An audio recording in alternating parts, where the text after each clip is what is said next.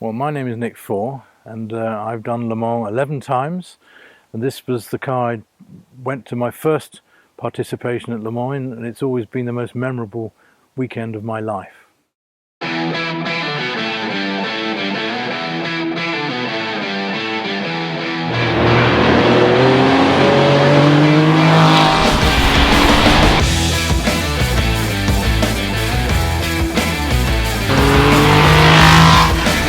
Distance, endurance, pad and caliper, straight from the 917s that have been winning Le Mans.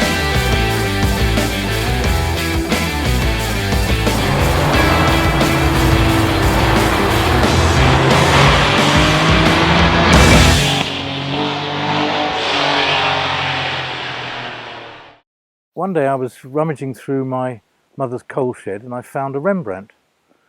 It was a Rembrandt etching along with the Dura etching in underneath a few bits and pieces in the coal shed at home. So my grandmother at that time was living with my mum because she was pretty elderly, she was about 93 then. And I went up to grandma and said, Granny, I said, do you think I could have that Rembrandt etching? Oh yes, Nicholas, you can have that. So to cut a long story short, I took it up to Christie's and I got enough money out of it to buy about 3/4 of the Porsche that was the ex-Vic Elford, or the Porsche demonstrator they'd given to Vic Elford to race. So that was GVB 911D. So I managed to buy it. I managed to borrow another £1,000 of Chris Moulton, who had Moulton cars in Henley, and on the condition that he'd have one race in it. So basically Rembrandt got me racing. With my success doing that, they carried on the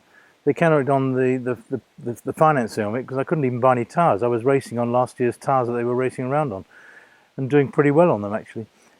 And so in 1973, when I thought my career had come to an end because I couldn't afford anything more, they rang me up and said, we're buying 2 lightweight Carrera RSs, would you like to come and drive them for us? One as a backup car and one which you can race. So who was going to say no to that? So it went from there basically. Well, a friend of mine, Richard Bond, who sadly is no longer with us, was great friends with Jean Blaton, who raced under the name of Burleys. And he said that he'd spoken to Jean, and Jean had seen my career racing in the RS, and I'd won sort of 18 races in the year in that particular car. So he said, come and drive it at Brands Hatch. And he was quite impressed with that. So the following winter, he rang me up and said, would you like to come and race the car at Le Mans? Can you find £1,000 sponsorship? So I thought, well, I don't know quite where, but I was talking to some guy at a bar up in London who happened to be the president of Harley Davidson, an all-American blonde-headed college kid called Clayton Day Jr. And he loved the idea, so he put up the £1,000 and I said, would you like to see some sketches of what the car would look like? Oh yeah, I'd love to see that. So I did these sketches for him and I chose the one which I thought was the best ultimately. Well, I think we chose it together. I met him in a pub up in London and we worked it out. And we agreed on the helmet design, and then we agreed on the final design for the car, which was not that one. This one. So then you called Jean Blaton, said you need to paint the car white. Yep.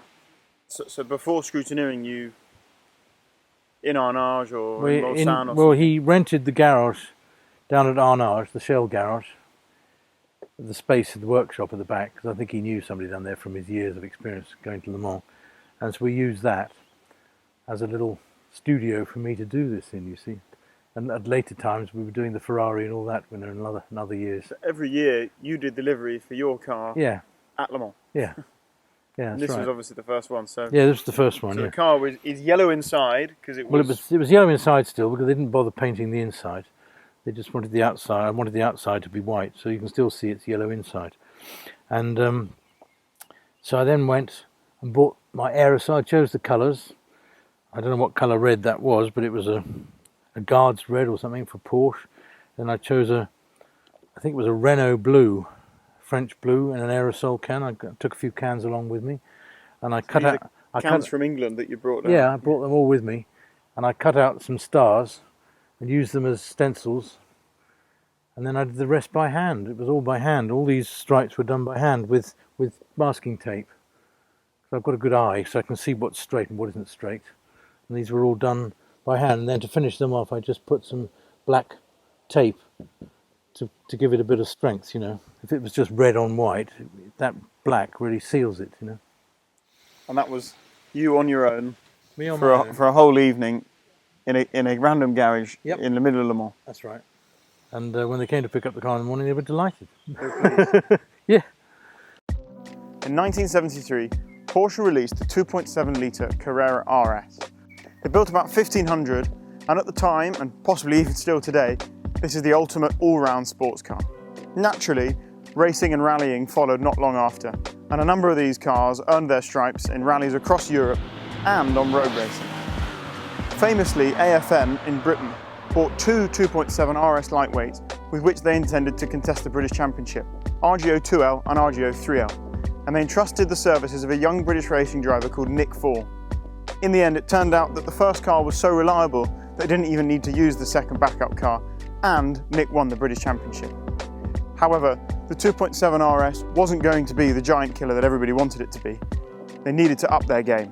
So in 1974, they had to come up with something different, and they had to throw the big guns at it. The Porsche competitions department then pulled 48 chassis off the regular 2.7 production line, and those cars became 2.8 RSRs. And they were a sort of half works, half privateer car, and they were supplied to the customers that wanted to do racing in a really serious way. And with these cars, they did Targa Florio, Le Mans, and the Tour de France. Despite many success, the 2.8 RSR wasn't all it needed to be, and unfortunately an unreliability problem caused by a lack of strength in the crankcase meant that the 2.8 RSR wasn't quite the finished product. So for 1974, Porsche upped the game again, this time big time. They built the 3 litre RS. And the 3 litre RS had a new crankcase. It was 10 kilos heavier, made of aluminum alloy, but it was stronger. And the car had 917 brakes and a completely different body kit. In fact, on the homologation papers, they called it a facelift on the 2.7 RS. It wasn't. It was a whole new car. They built 109 of these cars, and they were for customers. Some of them were road cars. In fact, James Hunt famously had one. And some of them were rally cars. And some of them, because they were so versatile, did rallying, road use, and racing. But the final honed, perfect product that came out of Porsche, in fact, the final naturally aspirated GT racing car out of Porsche, that was the 3 litre RSR. And that was something even more special. The ultimate GT racing Porsche, in fact, the ultimate GT racing car was the 3 litre RSR. So successful were they that they won every single championship for which any car was entered. They won their class at Le Mans multiple times, Sebring, Daytona, and the list goes on. This car is the 26th car built, and it was sold new to Jean Blaton of Écurie-Francorchamps. All of the 56 cars were sold to professional drivers or teams, and this car was supplied new in yellow for Jean Blaton to race with Écurie-Francorchamps. Jean Blaton purchased his car in 1974, and it was delivered to him. Straight away he went and attempted Le Mans. In 1974, the car was painted yellow in Écurie-Francorchamps colours, and unfortunately, because of a gearbox problem, even though they were running 7th overall, they had to retire from the race. Undeterred, the car was entered for its second race, the 1,000 kilometres of Brands Hatch, which was a very high-level sports car race. And for this race, he had noticed the talents of the young Nick Faure, who'd been winning championships in 2.7 RSs. And so with the help of another Englishman called Richard Bond, the three of them drove the car together at Brands Hatch. Sadly, yet again, because of drivetrain problems, they weren't able to finish the race. But Nick Faure had impressed. So for 1975, he was asked to come and drive the car. Nick had never been to Le Mans, but their plan, with the help of another Brit called John Cooper, was to try and get on the podium for GT cars. That was no mean feat, because these guys were little more than privateers. Nick had never done Le Mans before, John had never done Le Mans before, and whilst Jean Blaton had done Le Mans 15 times by this point, he was no spring chicken, and it was a big ask for a man who was getting on in years. What these three drivers, in fact, if you ask Nick, really it was just the two young Englishmen and the patron Jean Blaton doing a couple of hours at the end. But what these three drivers accomplished in 1975 was a seriously impressive feat. Up against some serious might of the George Lou's works cars who brought a 3-car entry along, these guys, including 2 debutants at Le Mans, managed to finish 6th overall, and they finished 2nd in the GT class. And in fact, in the last couple of hours, they were closing down the works car driven by Formula One drivers.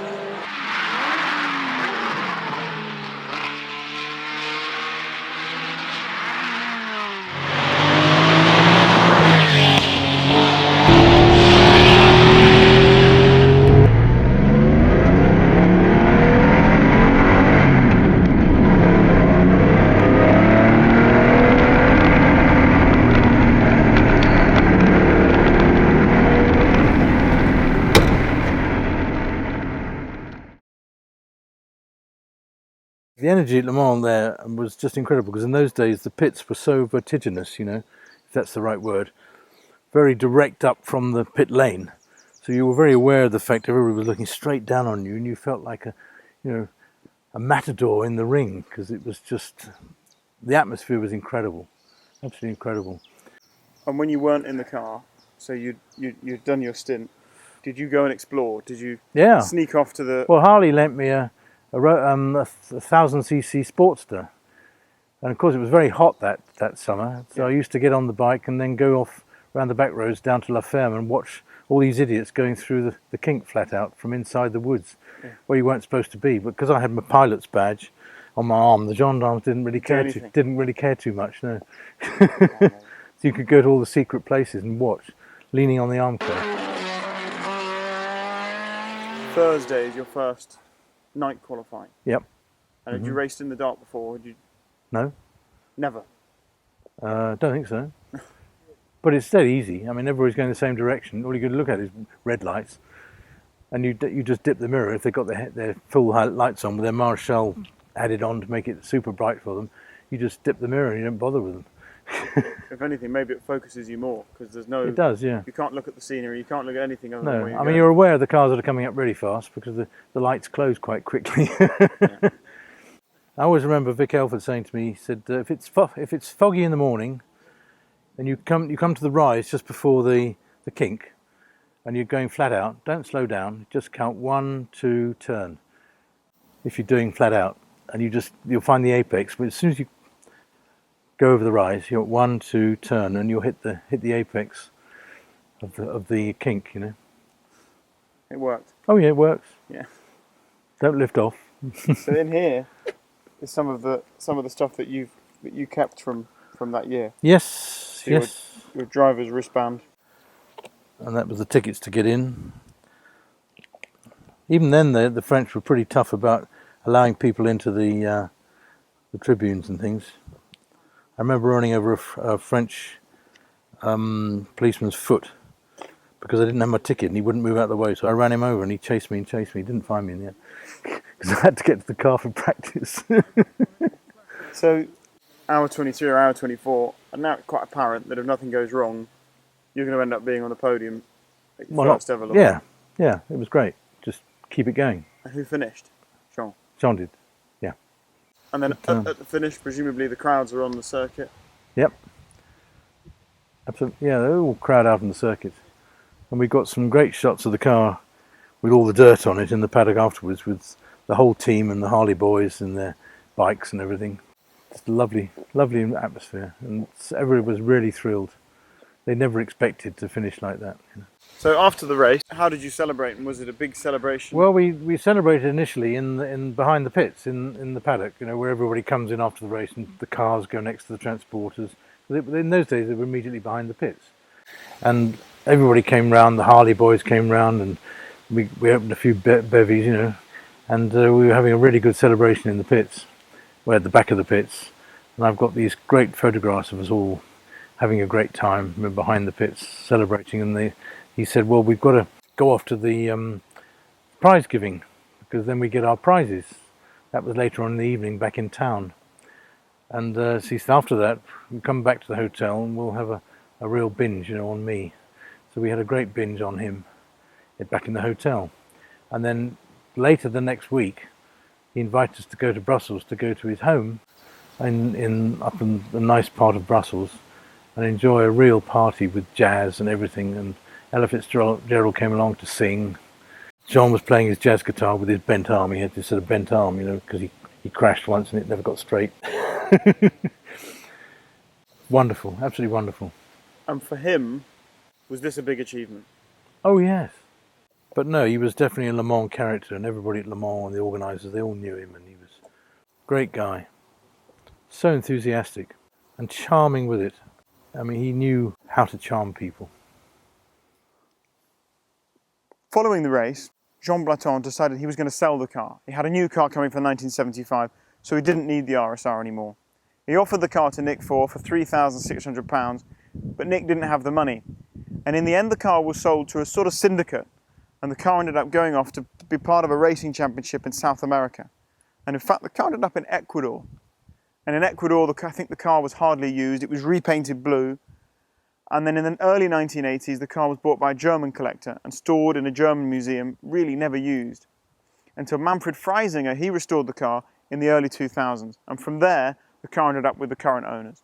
So the car has really been in the hands of only 4 or 5 people in its whole life. And this is really important and starts to explain why the car here is so original. The strange thing about a 3-litre RSR is despite its massive success and its incredible capability, from afar, they look a little bit like a normal road-going 911, but they're anything but. And in fact, they're anything but a 3-litre RS. Everything on the car, with the exception of the body panels, is different. The brakes and the wheels are straight from a 917. The 3-litre RS had 917 brakes as well, but for the RSR, they fitted the long-distance endurance pad and caliper, straight from the 917s that have been winning Le Mans. The arches are wider, the wheels and track are wider. Inside, rather than have the sort of lazy half bucket seat, they had this full bucket seat. The car's had a rear cage. This front cage has been added for modern racing. Wider rear arches with massive rear wheels. And the engine was a different type. They used the same case as the 3-litre RS, that aluminum alloy strong case that they'd built to stop failures, but it was different. And they either had a high butterfly setup or a slide throttle setup. The 3-litre RSR engines in their final iteration with the high butterfly had almost 100 brake horsepower more than the standard 3-litre RS engine. But the really key thing, this was a factory-built competition race car. It was the last naturally aspirated GT Porsche that they would make. And this is important. It's also the Achilles heel of these cars. It means every single one of these cars was raced and raced hard at the highest level. Whilst that's a good thing for photographs and history books, it's a bad thing for collectors, because it means that there really aren't that many cars left that have been lucky enough to be preserved and still have any originality left. Finding cars with their original engine, for example, is really, really difficult.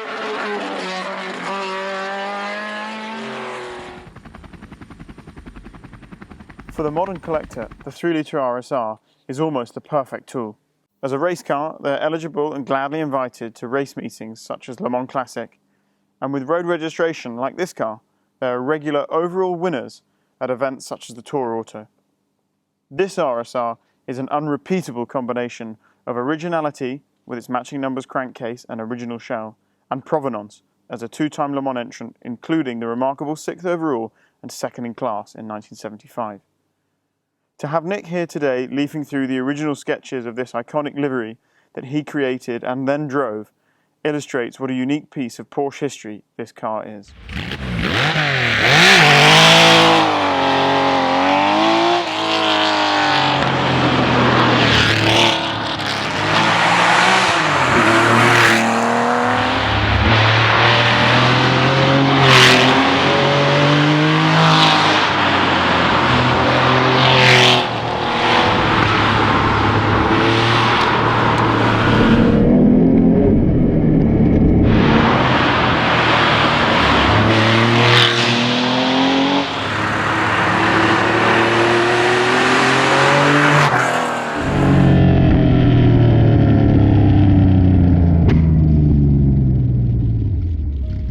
I think it's probably one of the best driver road stroke race cars. It certainly develops the greatest feel of any car I've driven, and it responds to you like it's a glove. You know, you wear this thing and you wear it, and the car is basically doing what it wants to do, and you only just guide it because it's just such light steering, and you know, you don't have to wrestle with the car. It brings back the most fantastic memories of not just the car, but being with such a congenial team and being able to enjoy the atmosphere of Le Mans, which is really the most special race in the world. I think it would be anybody who's a racing driver's ambition to drive at Le Mans. And to be reacquainted with it now is just a dream, really.